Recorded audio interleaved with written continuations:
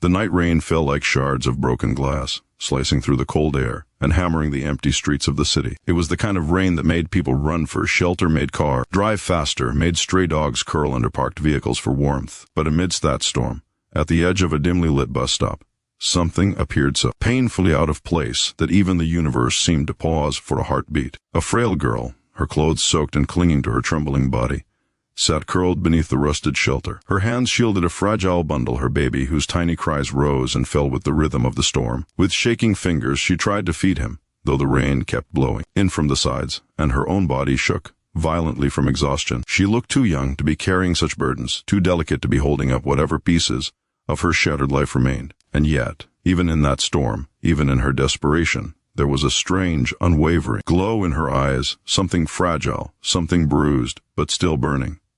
Hope.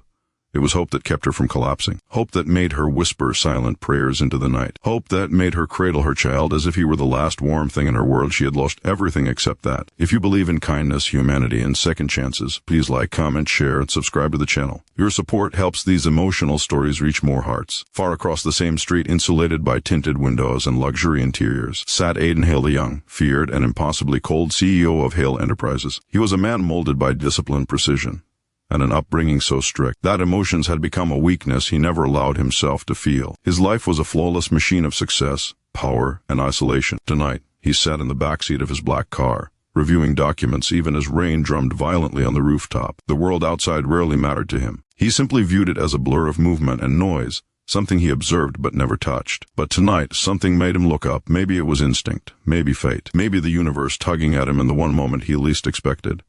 His eyes landed on the girl in the rain. At first, he dismissed her. People waited at bus stops all the time. People carried children all the time. But then her hand shook violently, and she stumbled forward as if a wave of dizziness overwhelmed her. Aiden's eyes narrowed. He had seen exhaustion in boardrooms, seen employees break under pressure.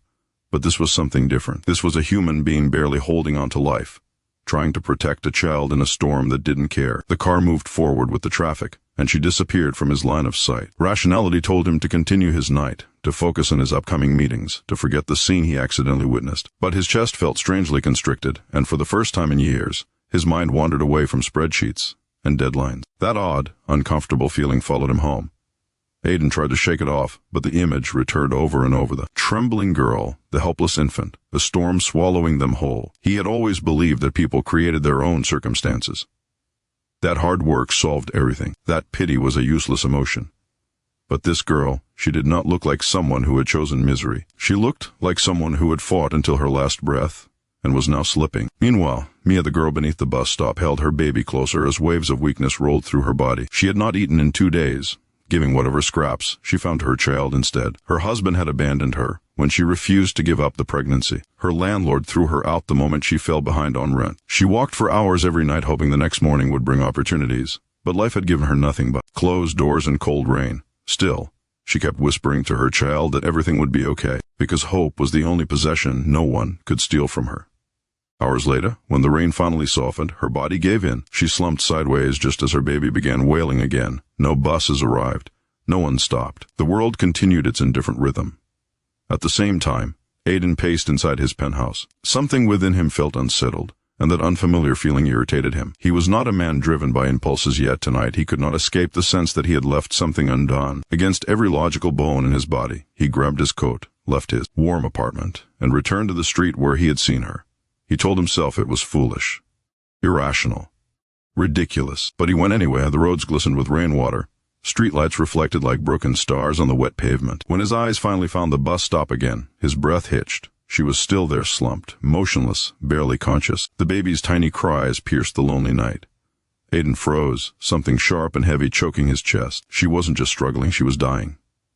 In that moment, the cold CEO who never let feelings interfere with logic found himself running through puddles, lifting the trembling infant first, then the girl. She was featherlight, almost weightless, and that haunted him even more.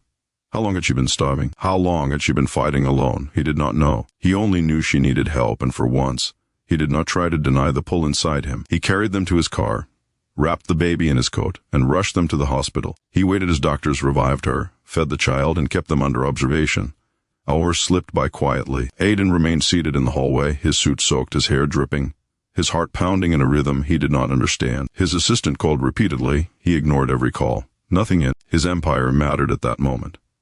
When morning arrived, he finally received news that she would survive. Relief washed through him so intensely that it startled him. That night did something irreversible. It cracked something open in him, something he didn't know existed. Mia woke to the smell of antiseptic and the sight of white walls.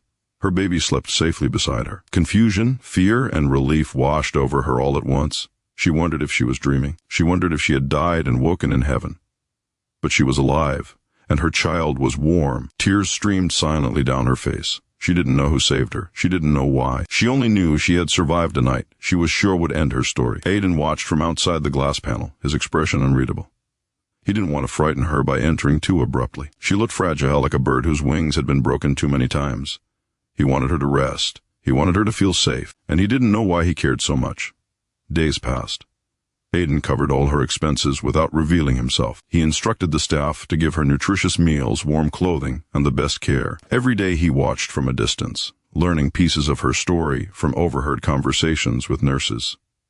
She had no home, no family, no money, no job.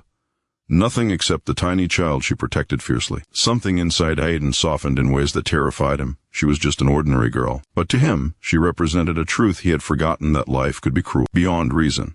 And yet humans could still hold on to hope like a burning ember. When she was finally discharged, she had nowhere to go. The doctors hesitated, worried she wasn't strong enough to survive alone again.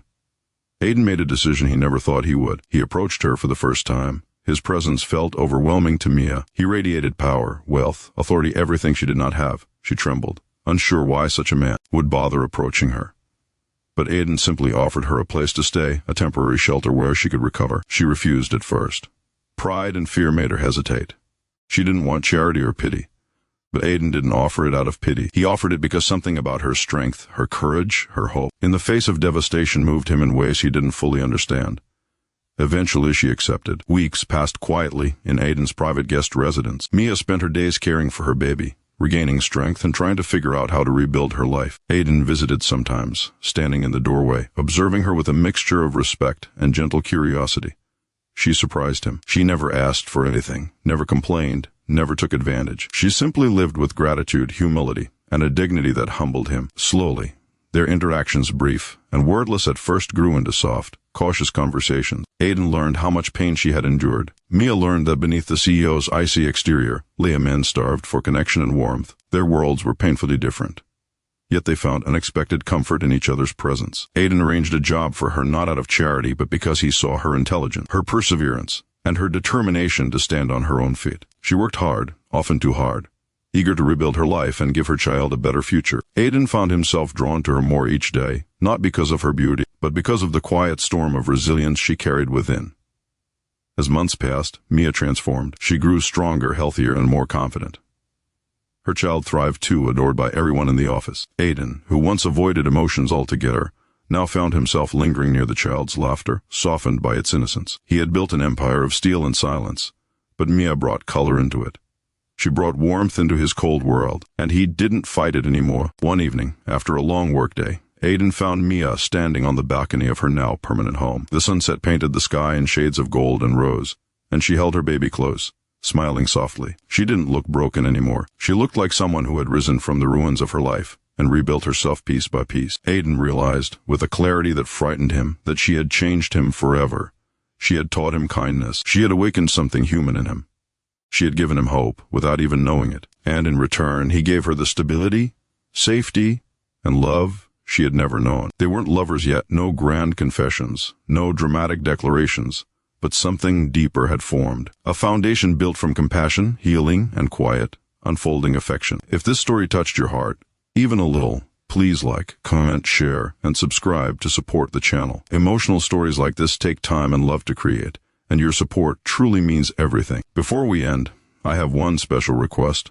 Please comment below what part of this story touched you the most. As the night wind brushed against the balcony, Mia whispered a silent prayer of gratitude for the stranger who found her in the storm, for the safety she gained, and for the chance to rebuild her life from ashes. And Aiden, standing a few steps behind her, realized that sometimes the most broken people carry the brightest hope. Sometimes a single act of kindness can rewrite an entire life. Sometimes fate brings two shattered souls together so they can make each other whole. And sometimes love begins not with fireworks, but with rain falling on a lonely street. When a cold CEO stops his car and saves a girl who had lost everything except hope.